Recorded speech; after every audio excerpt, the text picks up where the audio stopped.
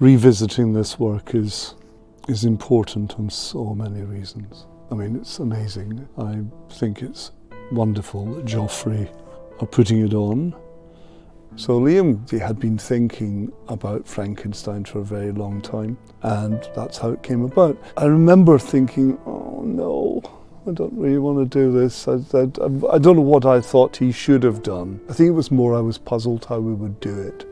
Then that, of course, is the challenge that you have to solve. Of course, once we got going on it, I did realise why he had chosen it, and it started to be a fantastic project.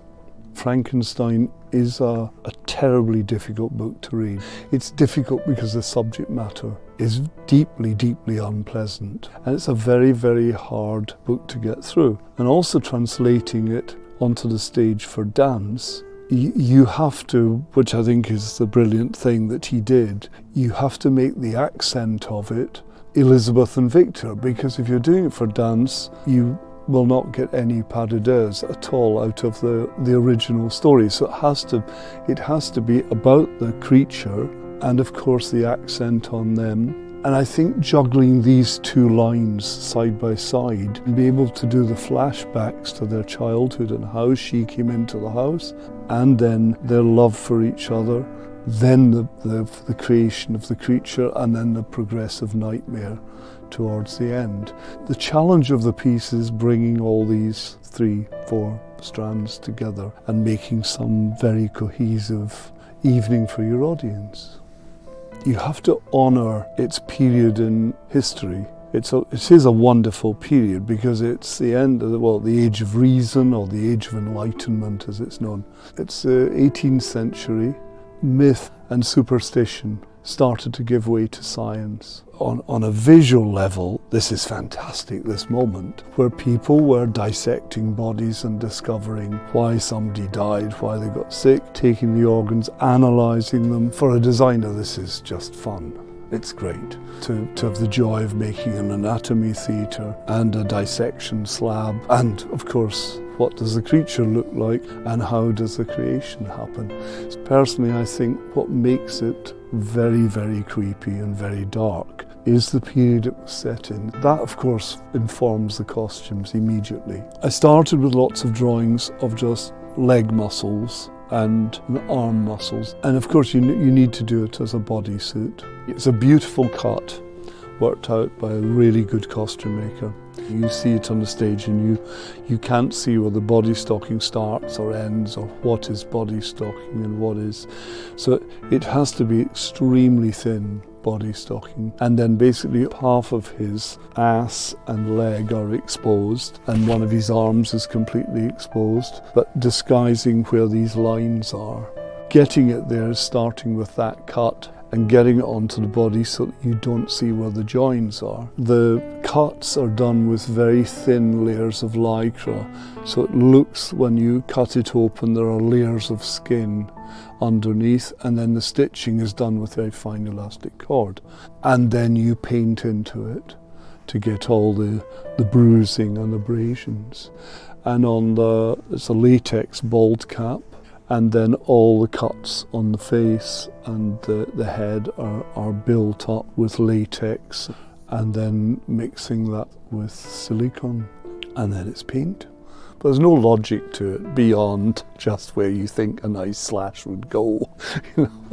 I always do the sets first, and you can imagine easily why. Because the set gives you the physical space on the stage. The tone and the colour of the set, of course, and the atmosphere created by backcloths and set gives you the atmosphere of the costumes and the colour palette of the costumes, and whether the costumes are absolutely hard and clean and clear or they're real clothes. They all have to fit together because you're basically creating a world. Here you're creating, first of all, this very nice world of his family. Then he goes to college and you go in the next step, which is the anatomy room.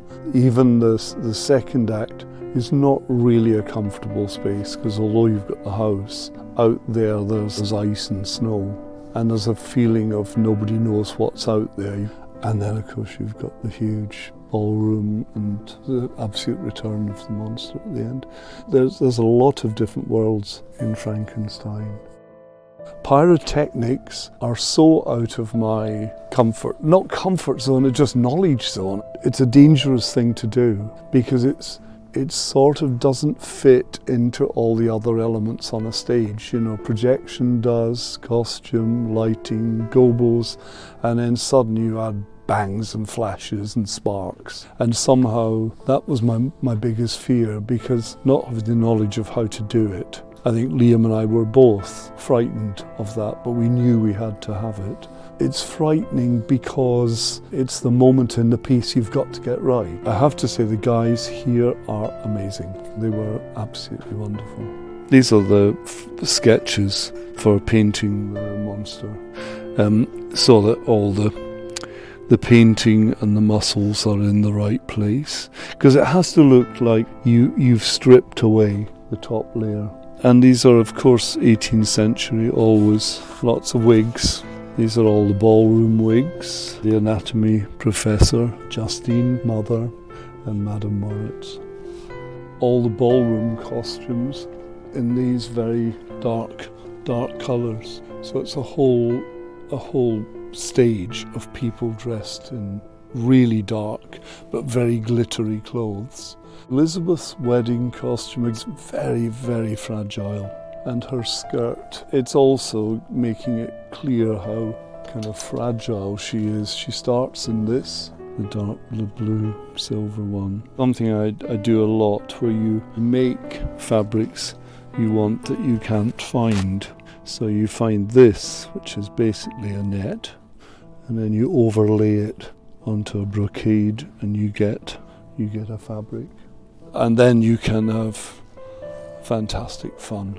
This is where the sky's the limit. You can do what you like. And they're heavy, very, very heavy. And a lot of that is building all the underpinnings and underlayers. The creature's one, very little structure in it, and it's so that it can move really, really fast. And he flits in and out of all the other dancers on the stage. When you start a project like this, you know what they're all in the end going to do. The process just leads you. It's when you finish things and you look back and you kind of think, how did we work that out? It's really important to get this work back on stage. So thank you, Joffrey. That's all I can say.